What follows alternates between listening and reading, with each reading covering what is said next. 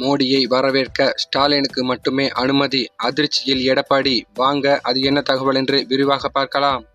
திருச்சி வருகிறார் பிரதமர் நரேந்திர மோடி. திருச்சி விமான நிலையத்தில் 1100 கோடி செலவில் பன்னாட்டு விமான முனையம் சர்வதேச தரத்தில் கட்டப்பட்டுள்ளது. இதன் திறப்பு விழா மற்றும் திருச்சி பாரதிதாசன் பல்கலைக்கழக பட்டமளிப்பு விழா நாளை செவ்வாய்க்கிழமை நடைபெறுகிறது.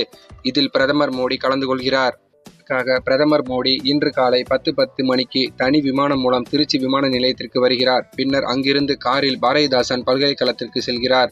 அங்கு மாணவ மாணவிகளுக்கு பிரதமர் மோடி பட்டங்களை வழங்குகிறார்.